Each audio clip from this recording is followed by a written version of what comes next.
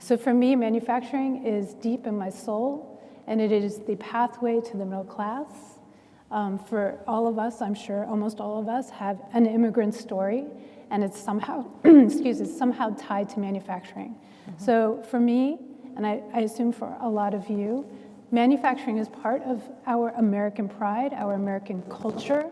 It's deep within us, the idea of making, producing, buying from people who you know.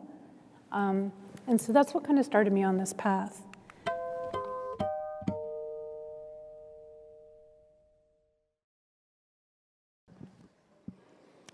Hello and welcome everybody to the Charles River Museum of Industry and Innovation. I'm Bob Perry, the museum's director, and like many of you, I've been anticipating tonight's event for months now since it was postponed back in May due to one of our presenters coming down with COVID. This Mill Talk is entitled Making It in America, the Past, Present, and Future of New England Textile Manufacturing. It's impossible to imagine a more appropriate place to have this discussion than here. By a quick show of hands, how many of you don't know the history of this site? All right. Well, that's a pretty small number of you that don't, but I'm going to tell you anyway, briefly. This mill complex was originally known as the Boston Manufacturing Company.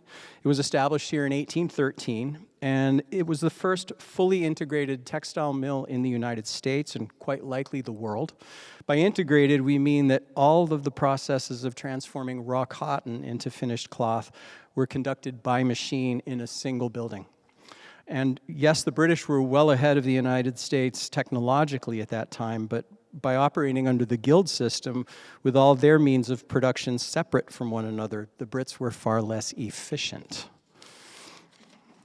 The Boston Manufacturing Company, also the first modern industrial corporation, was founded by Francis Cabot Lowell and a group of investors, many of whom assumed and sustained leadership roles in this company and its descendants. You may not realize it, but you know many of their names because you drive on streets in many of the cities and towns in our region that are named after them. Lowell, Appleton, Jackson, Thorndike, Moody, and many more. It was this Waltham team that went on to lead the explosive development of the textile industry in the 19th century, beginning with Lowell, so named in 1926 after the BMC's founder. It's a truly amazing story, and it's told in an exhibit that's adjacent to our visitor entrance.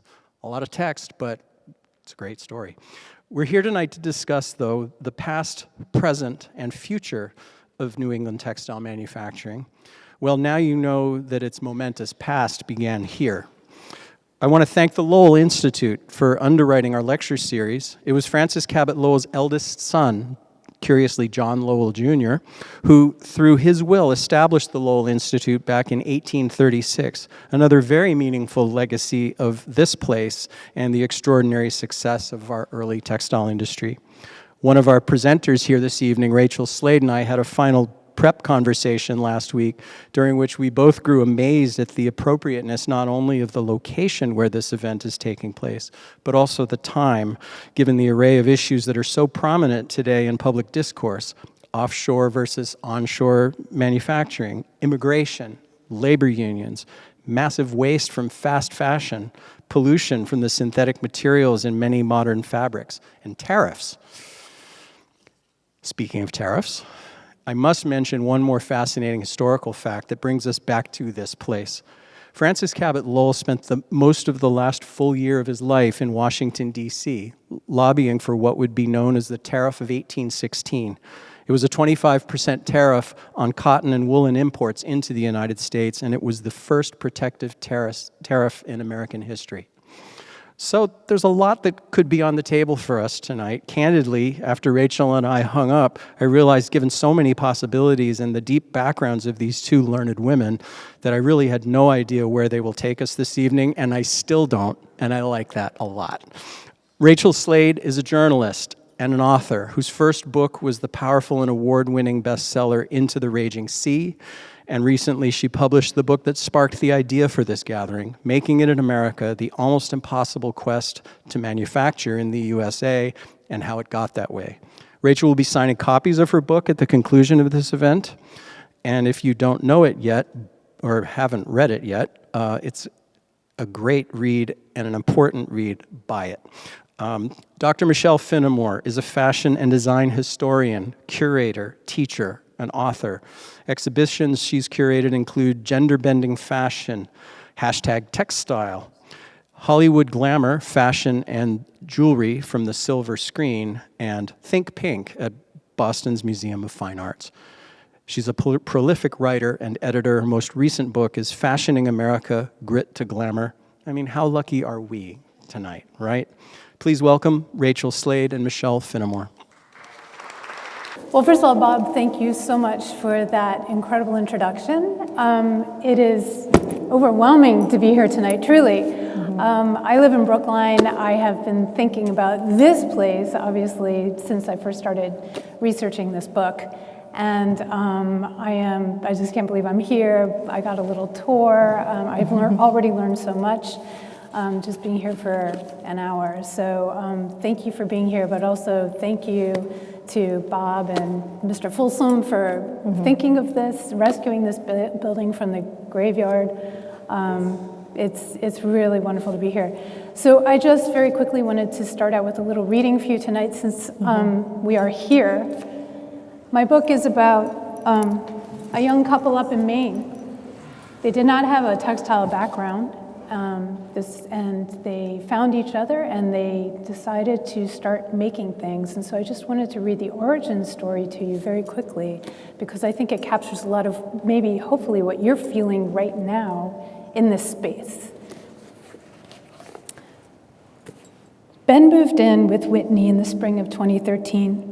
They were in their mid-30s, seasoned by lives fully lived. Ben's idealism still knew no bounds. He dreamed big. Whitney kept him grounded.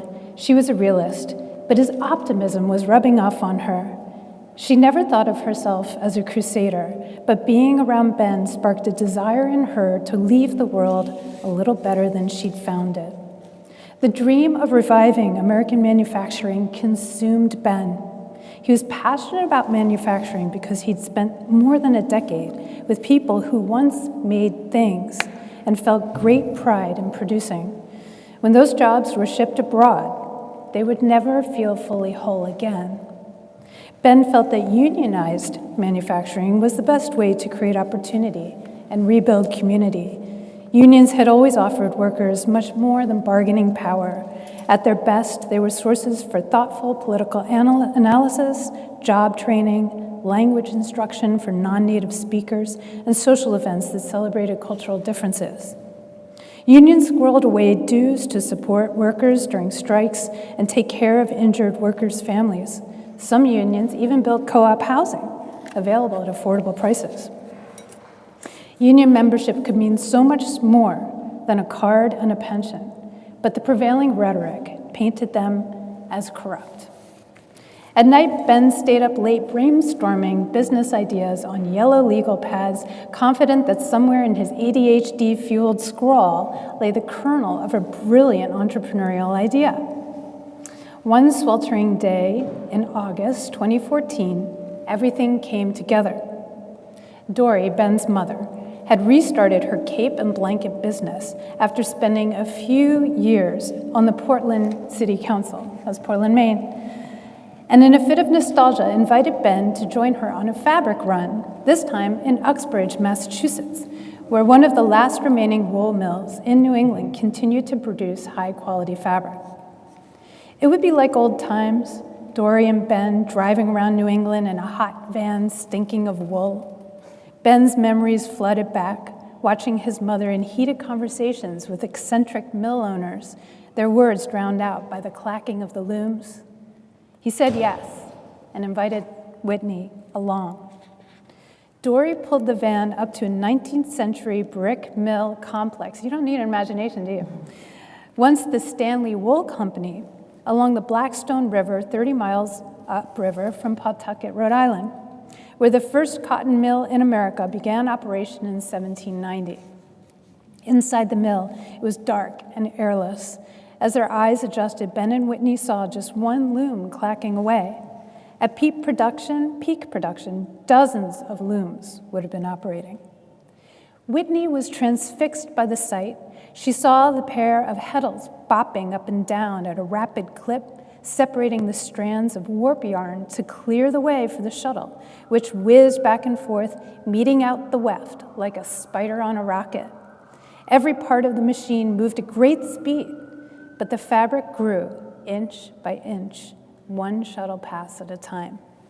Nearby, 4 women wearing owlish glasses sat at their crochet machines, made by Merrow, by the way, down in Fall River, edging thick wool fabric to make throw blankets.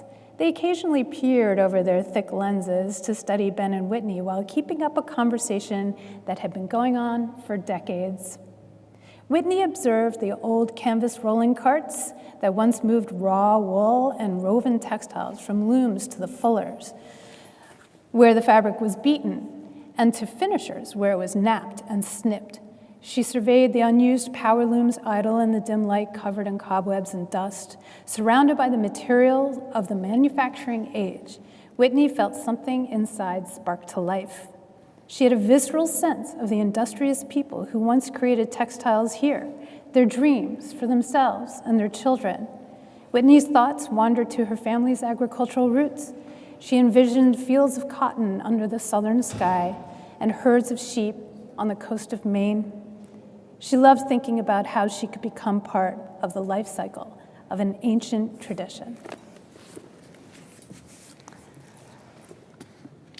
That's the origin story. All right, well, we are here today to, Michelle, my beautiful co-lecturer here. Yes. We're going to talk about all kinds of things, and I hope you enjoy it. Yeah, and I have to say, I'm not here just to plug the book, but it's a fabulous read. And we met originally just kind of serendipitously and connected on so many levels that it's just really nice that this has come together. So thank you for having us, and thank you to Bob for organizing it. So anyway, and it's such a great space. It's so inspiring. Yes, it really it is. Yeah, it really is. So my, I'm a fashion curator. I am showing you one of my kind of more recent projects, which was called Fashioning America Grit to Glamour, which was at the Crystal Bridges Museum of American Art in Bentonville, Arkansas, and the New Orleans Museum of Art. And the reason I'm showing you this is because it brings me to being here with Rachel, because what I was thinking about with this exhibition is how do we define what is American fashion? What is really purely American? How do you find that? How do you find it today? It's really hard to find it today, right? So this kind of looked at a history of about 200 years of American fashion, and I delved into a lot of that kind of industrial history and the textile production as well for this exhibition. So these are more contemporary pieces, but I'll show you some others that were in the exhibition a little later. And then I just wanted to kind of add a personal note. That's my mother there. So she is wearing a dress from the House of Bianchi in Boston in 1964. She came from Poland.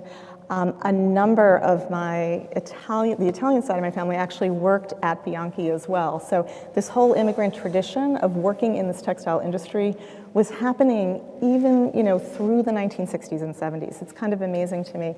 And so when you see what Rachel's talking about today, kind of this framework of where we were and where we are, it's pretty fascinating. And Priscilla was another Boston-based wedding dress company, again, internationally recognized, both of these companies. And when I was working at the MFA in Boston, one of the saddest days was when we got contacted by Priscilla because David's Bridal, which is this huge, huge wedding dress kind of conglomerate, bought Priscilla, and they were just getting rid of everything. And so they said, they were basically distributing these wedding gowns, and they had historic wedding gowns and they had contemporary wedding gowns, trying to find homes for them, but then the rest of them were pretty much tossed. So anyway, it was kind of like this moment in time where you think, okay, this is really, you're really capturing the decline of that kind of making and manufacturing in this country. And valuing. And valuing, exactly, yeah. So anyway, there we go. Okay, so this is my background. Anybody know what city this is? Anybody want to take a guess? It's in the United States. This is Philadelphia. I'm from Philadelphia. This was actually taken in 1920. The massive black construction that you see in the center was the Baldwin Locomotive Factory before it moved outside of the city. I wanted to show you this because the remnants, when I grew up, were, of course, all over Philadelphia. I walked in and around them. My grandfather actually had a women's clothing manufacturing factory on 10th and Filbert, which is actually in this picture, but I couldn't point it out to you, but anyway. And it's interesting because it was filled with Italian immigrants who made these beautiful suits by hand for women. And my grandfather said to my father when he was little, "You will never step foot in the factory. That is not the place for you." My father never stepped foot in the factory. My grandfather had a massive heart attack and died in 1962, and that was the end of my legacy. Now, going back actually before that, on my mother's side, my great-grandfather came over from Poland. Hey! Hey, we didn't connect on that, yeah.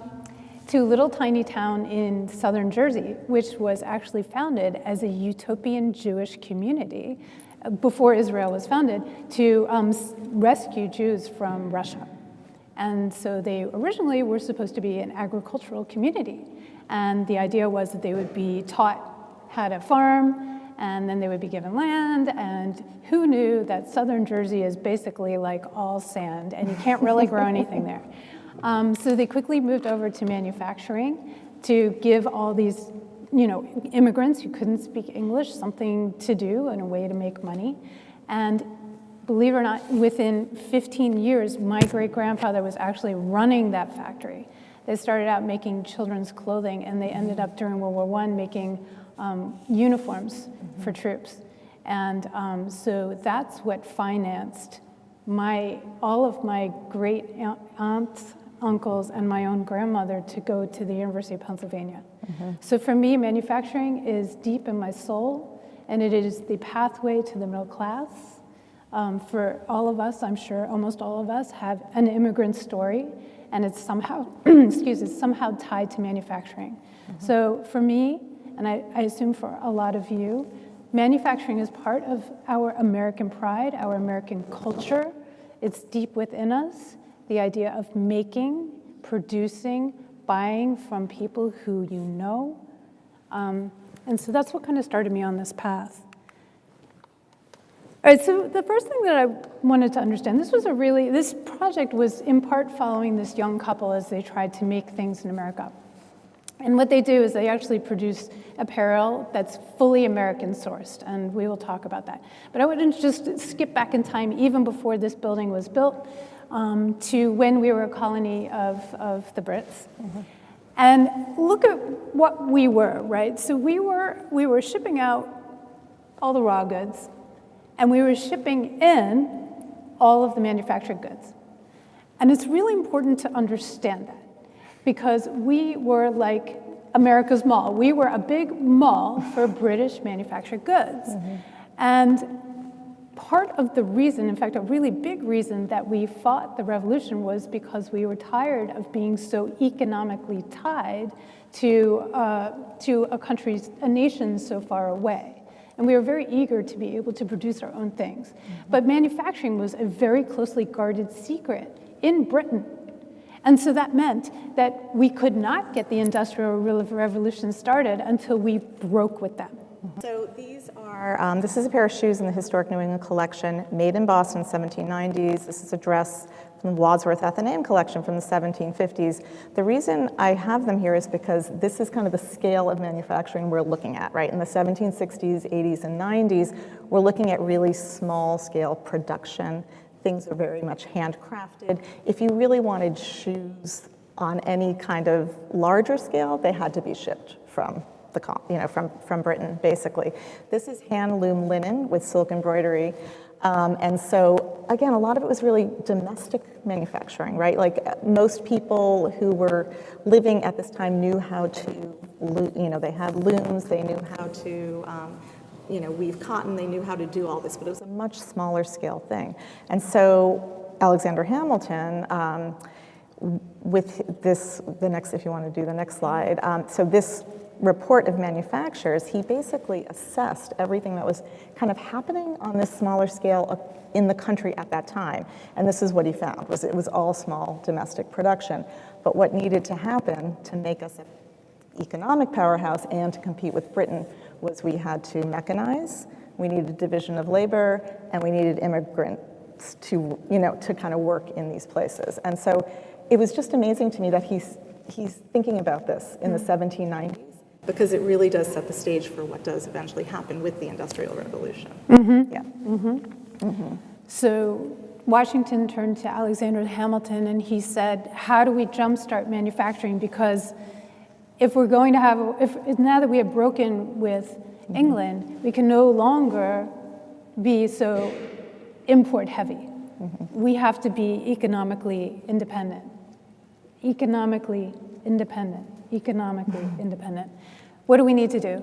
And he came up with 3 principles that I believe still stand today. So the first thing that you need to do, and we mentioned Bob mentioned tariffs a little bit, tariff imported goods to stimulate demand for domestic production. Okay. Establish a stable currency through a national bank. Very important. Remember, we have to invent all this stuff to allow for exchange and to allow for development and R&D, right? Research and development is so important, and you need investment money to do that. And then finally, use the tax and tariff revenue to support shipping and infrastructure construction so that we're not all doing this randomly, but we're all rowing in the same direction. And it's great because there's so much discussion of how the folks in Waltham and the Boston manufacturing folks ended up actually creating their own infrastructure because there wasn't enough national infrastructure for them to do what they needed to do. So the first water-powered spinning mill in America is in Pawtucket, Rhode Island. It is still there. It's a museum. And then here we are, 1813. That grand, beautiful building. And actually, if you see the smokestack, we are right next to the smokestack. So we're all the way down the line. This end of it was, I believe, the first. Is this the first? Yeah, this is the first iteration, and then it just started growing and growing, growing along the Charles River.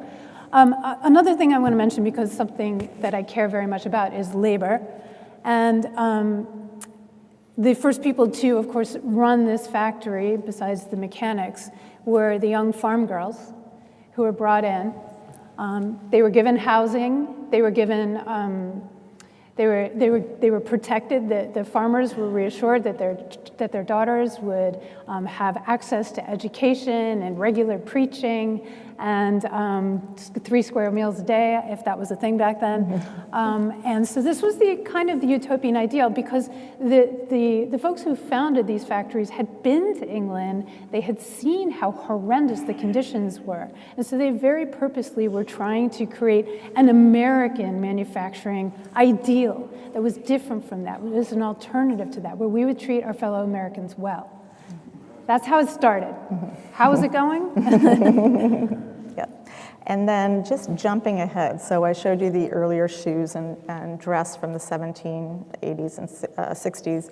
So by 1900, well, let's look at this first. By 1830s, we have American-made printed cotton produced here in this country, right? So it didn't actually take that long, when you think about it, really getting this up and going. And then by 1900, we are a shoe-making powerhouse, really. I mean, it's pretty incredible. 3 cities, Lynn, Haverhill, Lawrence, were really produced almost all the shoes made in America. And, that is kind of the heritage of this area. Oh, no, that's not your next slide. So anyway, just, that's kind of what happens in that span of time, right, is with the Industrial Revolution. And then I wanted to just show this because another aspect of textile production in America that is very kind of uniquely American is the production of denim. How many, jeans have kind of taken over the world in many ways, but a lot of it was really kind of like the culture and the legacy of denim is really something that's very distinctly American. And so here is a very early 1860s denim jacket, just to show that the denim was really, it was being produced in the 19th century. And there's a lot of debate over where it originated. Some say it came from Genoese sailors who were wearing kind of this twill patterned indigo dyed pants, which is essentially what it is today as well. Some think it came from France. You know, the indigo comes from India or Asia. So, you know, it's this truly international kind of textile in many ways. But we really take it to this kind of higher level in so many ways in terms of the production. And I wanted to show this because this is a Charles Shearer painting of Manchester, New Hampshire, the mills in 1948, which were still producing denim in 1948. And really, Levi Strauss got most of their denim from that factory. Oh, wow. Yeah, yeah. And yeah, go ahead. Yeah. Go ahead. So anyway, and then, you know, I think Bob mentioned this too, a lot of these textile industrialists and magnates and, you know, a lot of what happened in this region had such an impact on places like the Museum of Fine Arts. So the founding of the Museum of Fine Arts were a lot of these industrialists in this era. And so, you know, we still kind of benefit from all of that industry that happened here. And MIT, of course, is still an incredible place in terms of textile research and, you know, futuristic textiles. I mean, so much of that is still happening in Cambridge, and that's really part of this legacy. Yeah, and another point to be made is just that MIT was founded specifically by industrialists to train the next generation to innovate so that America could remain competitive. Manufacturing. Yeah. And also from the design perspective, interesting that you say that, because when the MFA was founded, they actually did have programs to educate designers as well in the late 19th century, and a lot of that was about the competition, like being able to compete with international, you know, design. So I'm just showing you, this is 1896. This is a Haverhill shoe factory map, and you can see there were over 200 shoe factories in Haverhill in 1896. There might be maybe one shoemaker in Haverhill now. I mean, it's just like, it's just so dramatic what you see happen over this stretch of history. And I mentioned 80% of all women's footwear was made within 50 miles of Haverhill. Some of these buildings still stand. So on the upper right are two shoe factories that were built in the 1900s. They now house Historic New England in Haverhill, which is a great historic organization that owns historic properties all over New England. But anyway, and I'm working on a shoe exhibition, actually. I'll give myself a little plug. That's going to happen in the Historic New England building, hopefully next year. But one thing we're trying to kind of think about and look at is how you continue kind of looking at that history and building upon that legacy, right? Because it's this incredible history in this part of the world. And I think just kind of bringing that to light and bringing it to life, I think is really, really important. So, and then just a little bit of a fun fact. So America was so well known for this scale of industrial production in the shoemaking business that Salvatore Ferragamo, not many people know this, came from Italy and started training. He wanted to learn mass production of shoes. And so he actually came to JP, to Jamaica Plain, and worked at this plant shoe factory to kind of learn that process. And originally he thought he would bring it back to Italy with him, but he was too much of a fine craftsperson and didn't really last very long. So anyway, ended up going out to Hollywood. But the point is, it was, it's kind of amazing. So that's actually, and another part of his history that a lot of people don't know is he really started in Hollywood films, and that is where he made his name out in Hollywood. And then he brought everything he learned from America in terms of the production and in terms of the marketing and these connections to Hollywood or movie stars or whatever back to Italy. Wow. You know, so which is kind of amazing. And so I think, you know, knowing that we are like the source of that, really we are, like in terms of ready-made and ready-to-wear, America has been known for that for much of its, you know, the last 2 centuries. Yeah. So one thing that I wanted to mention, and we see it all around us, is that when you have manufacturing, you have all these other industries that spin out to support it. A very good friend of mine, Chris Payne, is a photographer. He was trained as an architect, but he's a photographer, and so he's done a lot of documenting around here. He's based in New York, so you're going to see a lot of Chris's photos. This is one of them. This is from a mill, but this machinery is made It's called Whiten, and it's made in Massachusetts. So when you have manufacturing, you have to have the machinery, you have to have the people who service it. You have to have the people who manufacture it, the people who innovate. And then if you're talking, of course, about textiles, you also need threads and all kinds of other things, zippers, snaps, those kinds of things. So very quickly, you do one thing, you know, you're spinning and you're weaving, and then suddenly people want to make things, and the opportunities spin out from there, and before you know it, you have this massive ecosystem, which, of course, for the most part, we have lost.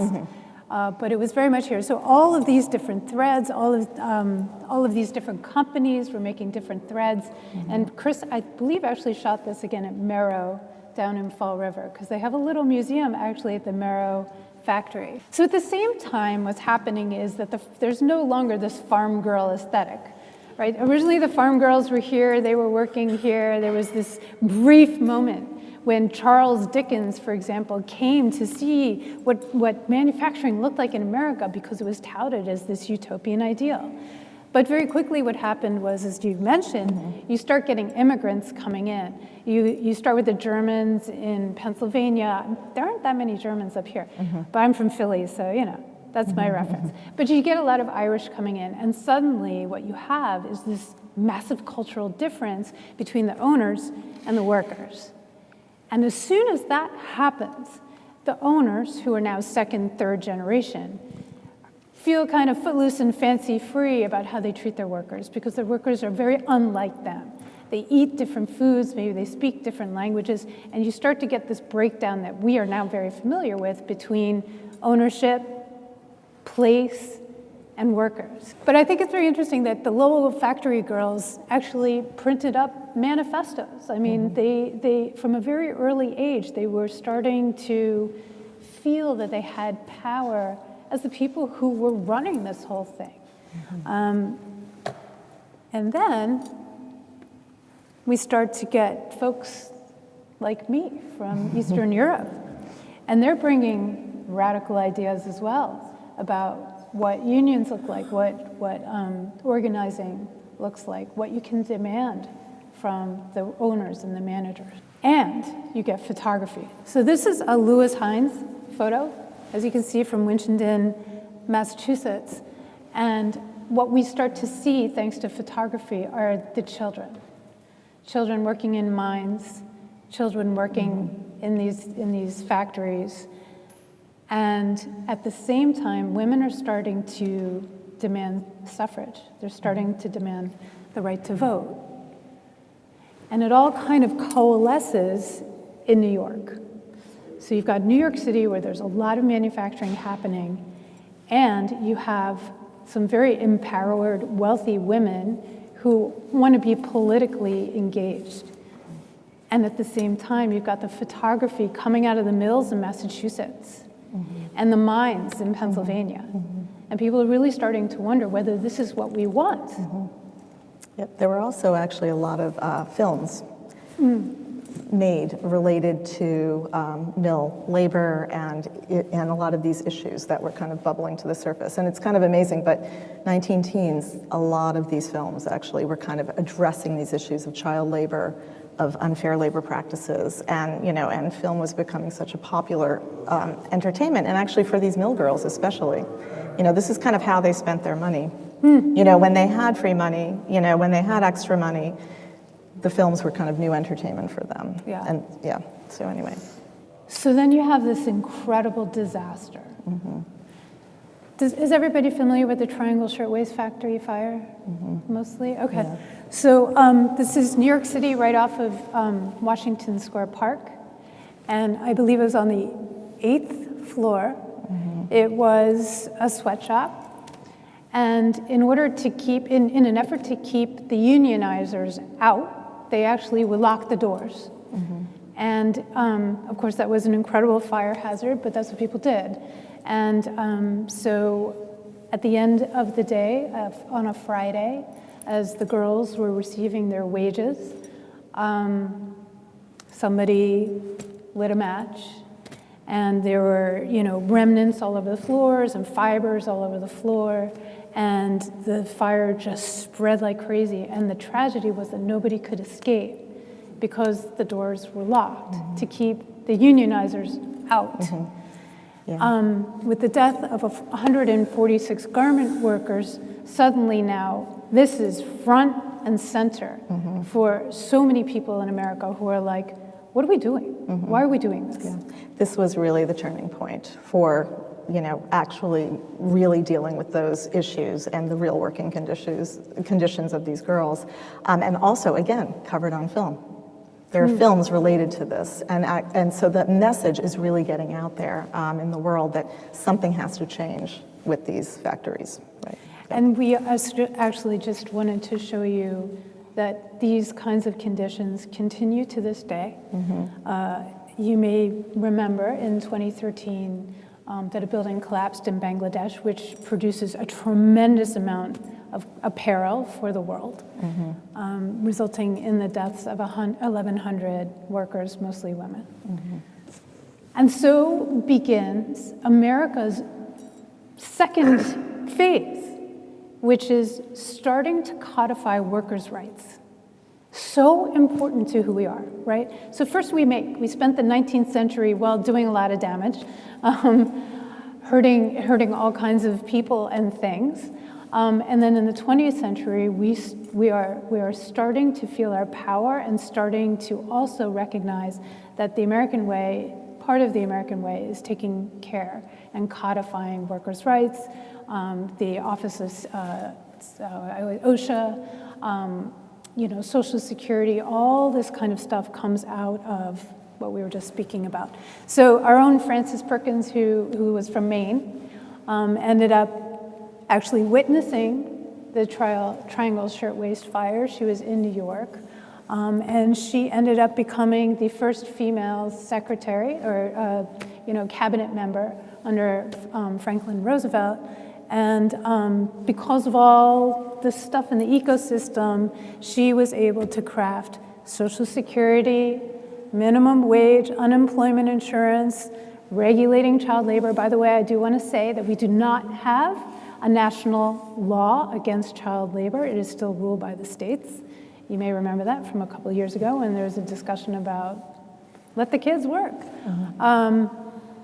And so she is kind of a hero, but she's coming out of this ecosystem of women being empowered, women starting to pay attention about how their things are made and who's making them and who's suffering because of how the things are made. Did you want to add to that? No, it's okay, go ahead. Okay. So here we have one of the things that I find fascinating as a museum curator is, you know, looking at other media that are depicting this. So we had like the Lewis Hine photographs, right? But in the 1930s and 40s and 1920s, you also have printmakers like Howard Norton Cook and Will Barnett who are documenting kind of the everyday life of these mill workers and sometimes piece workers. He might be doing piece working at home on the right. This is a New England city, you know, kind of the black and the white kind of capture the grittiness of, you know, what we perceive of this industrial landscape. But again, there's more of this happening. There's more of this documentation happening at this time, but it's also entering into these other kind of realms, which I think is really fascinating. Yeah, I mean, it's becoming part of our culture Right. that we are a manufacturing country. And that's why I stuck this in here too. Did you ever hear this by Leroy Anderson, the typewriter? It's a short piece where you actually, the symphony is there, and then a gentleman or a woman comes out with their typewriter and they open it up and they are the percussionist. So the typewriter is that. So the idea of like bringing all of this industrial stuff into different spaces, like music, like art, that is very American. Like this is our culture, right? This is where American art starts to really take flight. And then, after World War II, we drop all of the protective tariffs, basically. And it's really intense to see, isn't it? When you look at the average tariff rate, the orange and blue are generally the same thing. It's total imports and it's dutiable imports, sorry. But you can see the tariff rates have always been very high, at some points up to 60% on imports. And these are protective to slow down imports. right? So that Americans can be competitive and create their own ecosystem trading with each other instead of seeking out cheaper imports elsewhere or cheaper labor elsewhere. And then after World War II, the tariffs plummet, and they have pretty much never been lower. And we know what happens when we lower that wall. At the same time, labor and civil rights find each other sometimes under the best of circumstances. And I just wanted to remind everybody, in case you don't remember, that the March on Washington was for jobs and freedom, and it was supported in great part by two major unions, the United Auto Workers Union and the Amalgamated Clothing Workers. So civil rights and labor coming together must have been incredibly frightening for the manufacturing class, for the industrialists. So who comes to save the industrialists? Who's the guy on the left? Yes, it's Milton Friedman, an economist. Actually, he was a middle-class kid from New Jersey who then went out to Chicago. His parents actually had a store, and he went out to Chicago and he became a Nobel Prize-winning economist, and he basically said that the only purpose of a company is to create profit for the company. That's it. And so the whole idea that companies, like our original utopian ideal, should be concerned about workers' rights, all that sort of thing. No, he says, I give you permission to focus just on one thing, which is taking care of your shareholders, not your stakeholders. Stakeholders would include all of us, right? We are all impacted by how things are made. Shareholders are just the people who get that money, get that profit. And so he comes on, he starts publishing things like this in the 60s. He really catches on fire in the 70s. And then in 1980, Reagan is ushered into the White House, and Reagan is a true free trade capitalist who absolutely buys that we don't need to do this anymore. We don't need all these things that we fought for, the labor protections, the environmental protections. We don't need to do this anymore. This is no longer American. What we're here to do is make money. Reagan actually started the conversation about NAFTA. Bush 1 picked it up. It was passed under Clinton in 1992. NAFTA, the North American Free Trade Agreement, the first free trade agreement in the world. It was a little kind of like dip your toe into free trade. What does that look like? What's amazing is that just as soon as NAFTA was passed, jobs were going like gangbusters to Mexico, first to Mexico, and then ultimately, obviously, to China and other places around the world. But the reason that I wanted to show you this graph was just to give you a sense of the overall impact of NAFTA since it was passed in 1992. You'll see you've got Canada on the left, Mexico on the right. I'm pointing here and here. The per capita growth per American has plummeted since NAFTA was passed. It's important to remember that we did not benefit from NAFTA. And real GDP growth has also plummeted since we have stopped manufacturing here. And if you're an economist, you can probably explain this pretty well. But at the time that this was passed, most economists were very much on board with the idea of just offshoring because it seemed so much cleaner and neater. You don't have to do that messy part. You don't have to deal with immigrants or anything, or labor, or anything like that. So yes, as soon as NAFTA was passed, that happened in my lifetime, that mostly happened in your lifetime, and then the jobs start going abroad. And unless you were standing right next to somebody who lost their job, you might not have known that this was happening. At the same time, of course, we have an incredible concentration of wealth. That's obvious now, right? With hindsight, seems about right. We're not making things anymore. We no longer have the labor protections that makers did. In 1970, 33% of Americans carried a labor card. Now, the unionized percentage of Americans who are unionized or belong to labor is about 8%.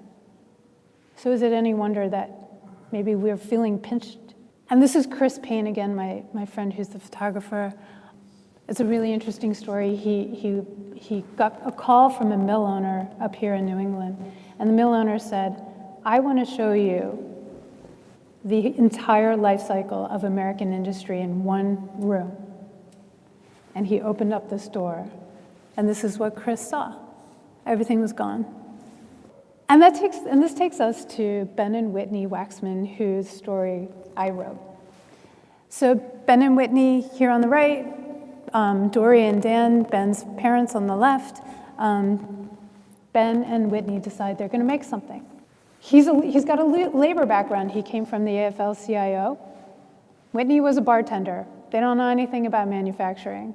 But there was a time when nobody knew anything about manufacturing. They decide they're going to figure this out together. They mortgaged their house. This is just what I was looking for. Somebody who didn't have angel investing, and they put it all on the line, and they were going to make something. And the first thing that they decided to do, and they were going to be unionized, and the first thing that they decided to do was make fleece vests. Why?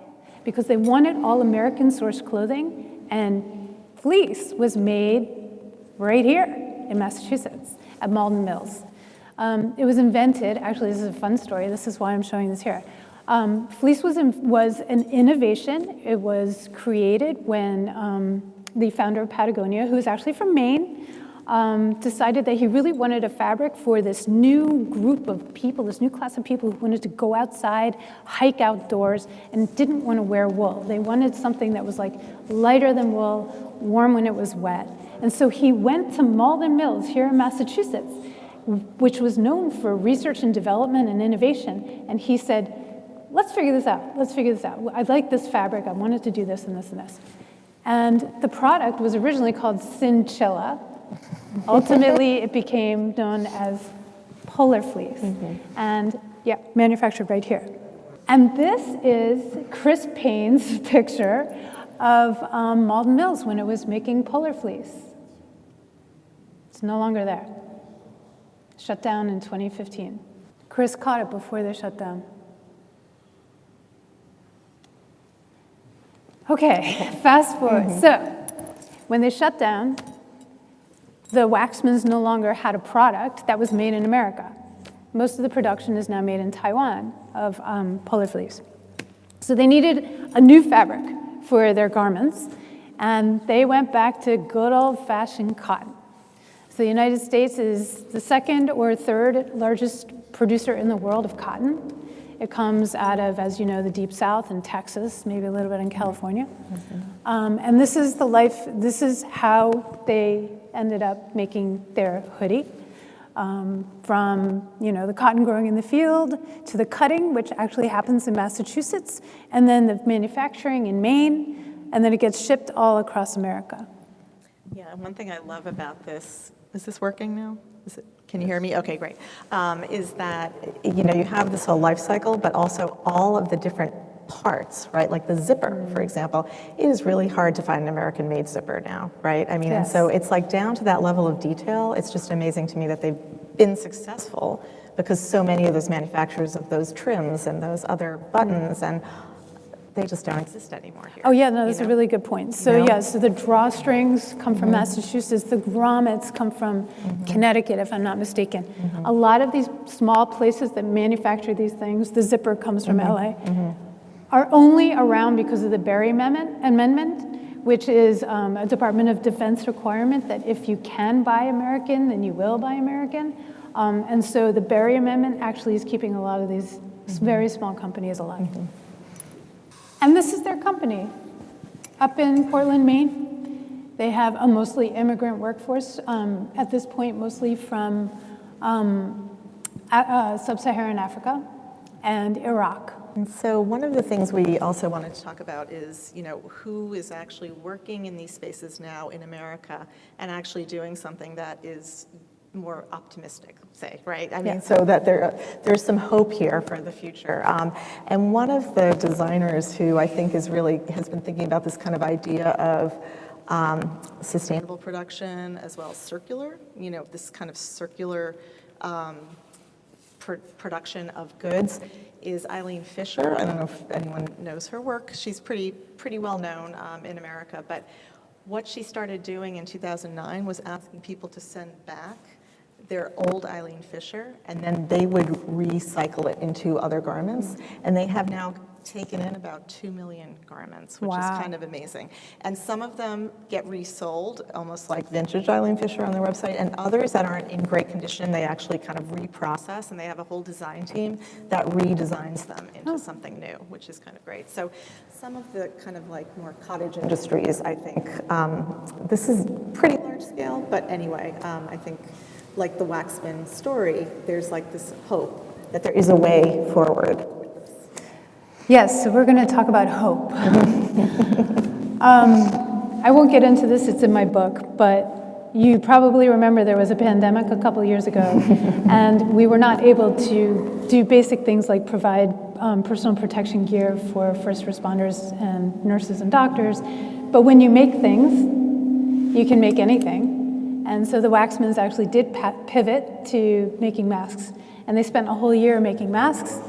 And ended up, I think that year they ended up having $5 million in revenue, so it was quite intense. And then they pivoted back to apparel. But just to show you how desperate hospitals were, this is another photo by Chris Payne. This was a hospital in New York City where they were trying to, where manufacturers from all over the country had sent like prototypes for a surgical gown, because we had no surgical gowns and nobody was making them. So this is a rack of surgical gowns made by professional manufacturers and like hobbyists and anybody in America.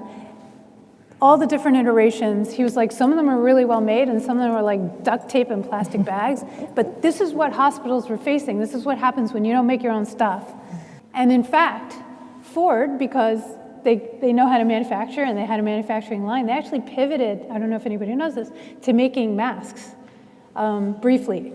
And so this is a shipment prototype face shields, the plastic ones, that Chris happened to see, made by, proudly built by Ford. All right, so we're gonna very quickly breeze through some textile manufacturing that's still happening here in the United States. String, yarn, very basic. It's easy to make here because it's almost fully automated.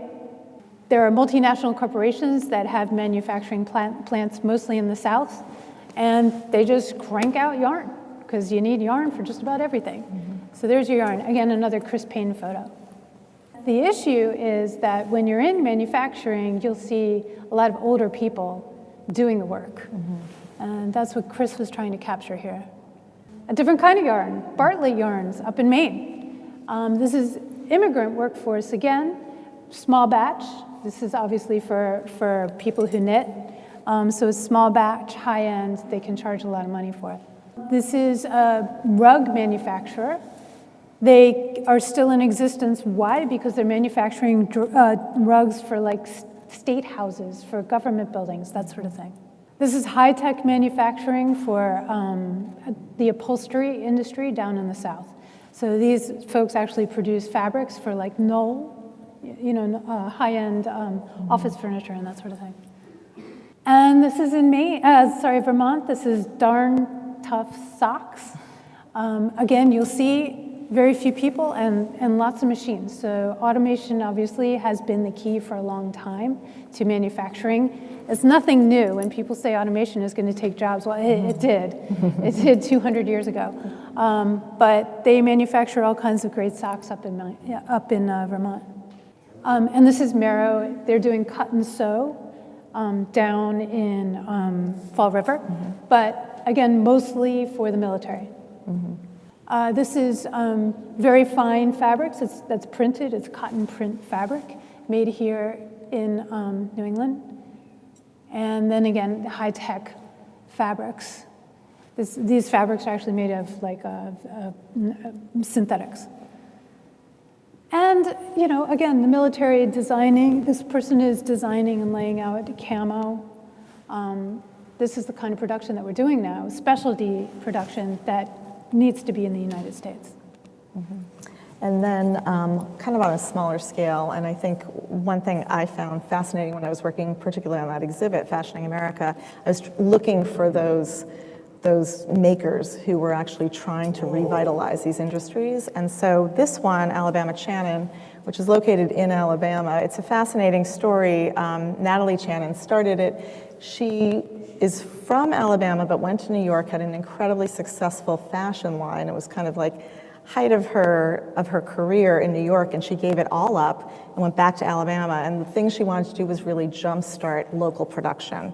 And so what she has is this place called Alabama Channon in Florence, Alabama, and she's sourcing cotton from Texas and from Florida and these other southern places, having it milled, and she's employing what she calls generational sewers. So she's basically trying to kind of jumpstart the industry again so that we actually are really going back to these roots and thinking about all of the steps that go into actually making a garment, and she actually just became a nonprofit because she's kind of thinking about her retirement and thinking, how do we keep this vibrant and going? And so they've just become a nonprofit entity as well. So yeah, I know, which is kind of amazing. And then in terms of shoes, so we do still have some shoes made in this region, particularly New Balance, which is here in Massachusetts. They're still making them in Maine and Massachusetts, but generally most sneakers, for example, sneakers are, they are worn by everybody all over the world now. If there's any like purely American export, sneakers is one of those things, right? Jeans is the other. But anyway, but most of the bigger companies, it's all outsourced. It's all made overseas. And so, it's nice to see that New Balance is still trying to really make a go of, and they have very specific kind of made in America lines as well. And then, interestingly, I find this so fascinating. This is a brand new sneaker company in Somersworth, New Hampshire, and it's the first Black-owned sneaker company in America. And they have set themselves up as a factory in Somersworth and trying to really do just like the Waxmans, really try to focus on American manufacturing. Yeah. Oh, and let me just say one thing. So, because there's a face on the bottom of that sole, that is the face of a man named Matzeliger, who worked in Lynn, Massachusetts, and he invented a sole-lasting machine that transformed the industry and helped New England become the powerhouse it became in shoe manufacturing. And he was a Black man, never really benefited from his invention, but it really had such a huge impact on kind of how we make shoes today. It's really amazing. Wow. So anyway, that's why GEMS stands for J.E. Matzeliger. That's where the name comes from. That's such a great story. Yeah. And then denim, if we go back to denim, most of the denim mills in America have closed. It's very rare to find denim being made in America. Most of it comes from overseas, but there are some kind of rays of hope, right? So L.C. King Bristol in Tennessee, it's the oldest continuously operating family-owned cut and sewn jean factory. But the actual raw denim, there was one big factory, Cone, which I think comes next, which shut down pretty recently, actually. And then again, from kind of like the smaller production side of things, GNU Jeans is the first Native American-owned jean maker in the country. And so they're really trying to, again, use as much US-made denim. They do collaborations with Pendleton Blankets. So it's, pretty amazing that they've actually been able to kind of spearhead, again, smaller scale, right? I mean, it's not, we're not scaling up quite yet with these companies, but I think there's hope that they're there. And this was a denim factory that Chris was able to shoot right before it got closed down. So just so you know, one of the main themes of shutting down these days is factories, including Malden Mills, are bought by private equity, taken over by private equity, and although they are profitable, they're deemed not profitable enough. If anybody understands private equity, it's something about saddling the things that you buy with debt.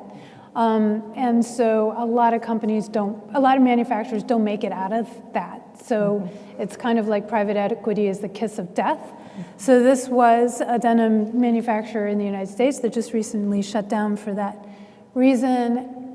And it's the same with Woolrich, which was a legacy American brand in Pennsylvania, Woolrich, Pennsylvania, which recently was bought and then shut down. And so, it makes me ask the question, like, what does it mean to be Woolrich now? And this is Max Greenfield, right? Yes, Max Greenfield. You Yes. wanna- Yeah. That's your. Sure. So Max Greenfield in Brooklyn, New York, which is a small production company that makes men's custom suits, right? And he just passed away quite recently, but really has this long history. It's still going. Here are some of the patterns of that company, but again, it's hard for these places to survive, and we'll see, how long it can actually last. Yeah, especially since people don't need suits anymore. Right. Look at us. We're Or a bunch ties. of slobs now. Should we play this? I guess so, sure. Has anybody seen this commercial? All right, maybe we don't because we're running a little bit over. I'm so sorry.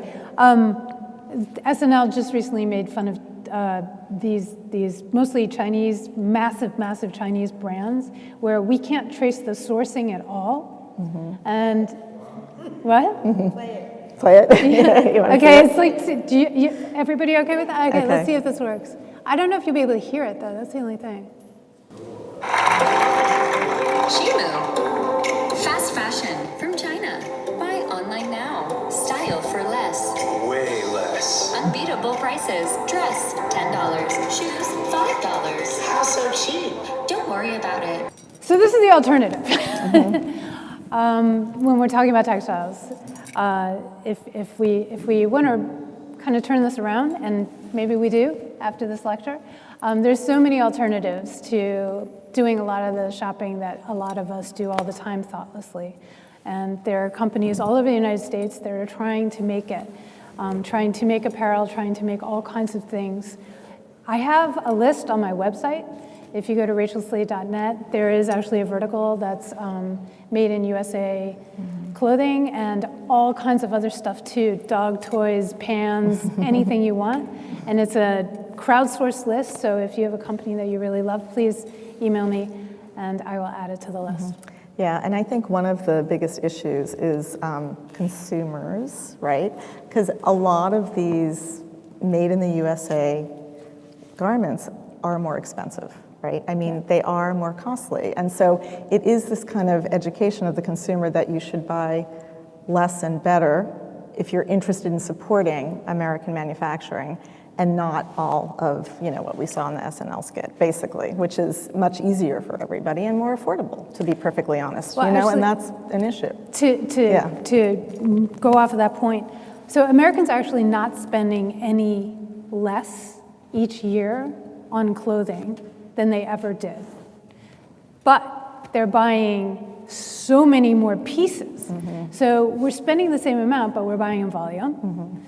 And that's probably what we might want to rethink as we start, if we want, to start shifting back to made in America. So supporting each other, so that we can innovate, so that we can be politically independent, and so that when another pandemic comes around, I don't know, we can have PPE. All those things add up. But also, for me, it's the idea that the reason that American goods are expensive is because we have 200 years of history of fighting for proper working conditions, for proper environmental conditions. Those things come with a price tag. Thank you. Okay. Thanks so much for. Okay, thank you. Thank you. You did a great job. Thank you. Do you need that? Because of the mic problems, Yeah. just repeat them. My name is Anku Sawyer. We have, my husband and I have a small clothing company that makes in this, right here in Massachusetts. And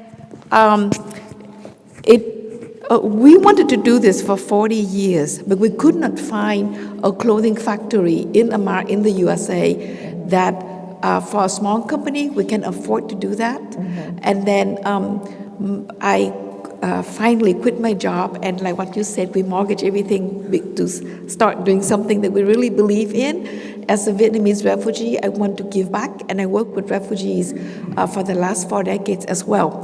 However, in the last year and a half, we searched all over the country, anywhere from North Carolina to Los Angeles to Lawrence, Massachusetts to Lowell. We could not find a factory that would allow us and other small business. We also have a network of people who want to make clothes and shoes and bags, but they would not allow us to have small minimum order, smaller. Right. Yeah. And so there's one company that used a lot of immigrants in Franklin or Lawrence, 99 Degree.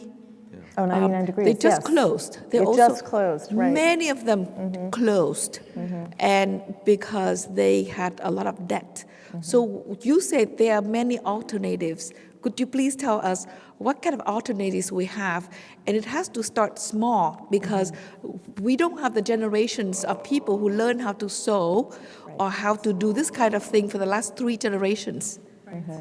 So what does it take for many people who are like us, who really believe in Made in USA and doing good things for good people, but where to start? Thank you. Yeah, thank you. Yeah. So I've been on tour, as you can see, and thank you for that question. And a lot of people do contract sewing. So how about you and I talk afterwards? A lot of the brands that are on my website actually do contract out the sewing, but in America. And there's a huge hub of sewers, of course, in LA. That's a big hub. In Detroit, there's actually a nonprofit that is teaching people to cut and sew, because they're trying to bring back industry to Detroit. And I think There's also... one in Arkansas, too. And in Arkansas. There's one in Arkansas as well. And I feel like, again, what we're seeing... And North Carolina. Yeah, it's like these kind of small pockets, right, where they're trying to grow and build with these training programs so that they can actually scale up eventually. But it's, at the start right now. It's at the beginning stages. So, Right. Yeah. Yes. Yeah. But I have met a lot of people as I've been doing this who are doing that. So let's talk afterwards, and great. Yeah. Thank you for being so passionate. Yeah. Yes. Hi, thank you. I'm also a Vietnamese refugee, so I'd love to talk to you afterwards. My mother supported us sewing, when we came to this country. And I've also, very sadly watched all these mills close. To bring the industry back, because all of these machines, they're gone. Right. Where did they go? Yeah. Such a good question. Oh my God, yes. So Sorry, the question. where did the machines Where go? the machines go. I don't know if my mic's working or not. Yeah, so you can answer that, but I can also answer Yeah, that. go ahead. I'll pitch it. I have this incredible scene in my book. I mentioned that Dory, the mother, made blankets. And the reason she started making blankets was because she was based in Maine. And there were all these mills all over Maine before NAFTA that were cranking out these beautiful wool fabrics. So one day she gets a call from one of the mill owners, and he says, "You got to come here. The mill's just shut down. Everything's sold to China." And she walked in, and they were Italian looms that had been there just like a week before, had truly just been sold and shipped to China. And this happened a lot with the denim industry. China is not the only culprit, of course. I mean, we are shipping our machinery out to all kinds of people. I just heard this crazy story that the Russians are actually combing China for certain kinds of American-made machinery that ended up there so that they can start up manufacturing production for goods, for things that they can't get because stuff is embargoed. Yeah, I know. And one thing I think I might have to use, I don't know, can you hear Is this me? the Or only is one this, that works at I this think it's the point? only one that works. Okay. Yeah, so one thing, there was a ballet shoe company in Lawrence, Mass. that closed during COVID, and they were making point shoes internationally. So like the Russian ballet dancers, like they were known for these amazing ballet shoes, and COVID shut them down. And so I talked to the owner about so what happened? You know, the equipment, you had this whole industry there, and he said, it got scrapped. You know, he said a few people, it got scrapped. It just got scrapped. And I think that story repeats over and over again. And also, the machinery piece is so key, because not only do you need the machines, you need the technicians who can fix them and who can service them and maintain them. And we've lost all of that as well in this country, right? We don't have that as well, you know, so anyway. Yeah. Yeah. Yeah. Really, really good question. Thank you for that. I also went to Mexico, by the way. There's this incredible book by Farah Stockman. She's on the New York Times editorial board, but she's actually based in Cambridge.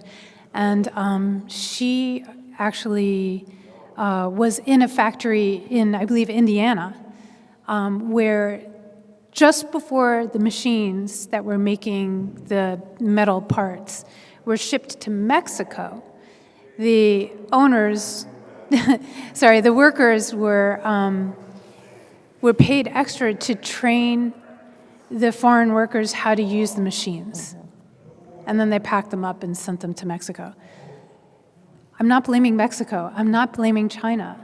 There's nothing, it's not their fault, it's ours. These were policy decisions. That's why I showed that tariff chart, so we can understand. Like, we opened up the doors and industry walked right through them. Any other questions? Yeah? You can just take this whole thing. There you go. So, hello? Oh. Yeah, okay. I think it was like mid and late Victorian. I could be wrong about that date. But like when the tariffs were really, really high, I know there was like a decent bit of smuggling of fully made European goods, especially, or clothing, especially French, because French fashion was like all the rage. They would smuggle it back into America because they didn't want to pay the tariffs. Right. Was that like, how did the general public feel about, I guess, the tariffs or the smuggling, or were people like, yeah, let's go back, let's do American production, this is good, or were they like upset about the costs? Well, yeah, that's kind of, here, come back and get that. Okay, get the little mic. Okay, there we go. That's like a much bigger issue when it comes to kind of the French, because, mostly it was coming from France. Mostly it was people who didn't want to pay the tariffs, and so there was a lot of smuggling happening. Or like one of the tricks that they would do is they would take the designer label out of the garment so that it couldn't be traced back to like a couture house in Paris, because then you get charged more, right? So a lot of some of that had to do with this kind of snobbery about like you had to have a Paris label. And that was really kind of, an elite class who could actually afford that and who was doing it. But anyway, that's kind of one side of it. And that continued on through the early 20th century as well. But I'm not sure about kind of the American side of it. I just think that it was considered the epitome of chic to get your clothes from there. So, that's why there was so much of that smuggling that was happening. But it's also very American to get a bargain, right? Totally. Like Yes. Parisian, you're Right. yours. Right. Yeah. All right, great. Well, maybe just One more? We got one more over there? Yeah. Okay. Would you like this? Can I give this to you? There you go. It's 2 parts. That's what you speak into. Okay, hello. Just sharing another piece of hope. I'm working with the North American Linen Association. We were founded in 2023 to bring back production of linen to the North America. Oh my gosh, there is awesome. a history of this Okay. across the region, and it's not easy because a lot of the machinery is no longer here. So we're having to either find it, and there are some good finds out there, buried sometimes, but also importing from Europe and then rebuilding here. And so this is kind of founded partly on the premise of the fiber shed movement, with a soil-to-soil clothing and textile That's great. So strategy. Where are you located? Are you here? So I am located here, and we all work remotely, but the organization was founded in Portland, Oregon. which has a huge history of linen, as does this area. So. Fantastic. That's wonderful. Yeah, thanks. All right. Okay, yes. Thank you all for coming. Yes, you. this is great. Thank you. Yeah.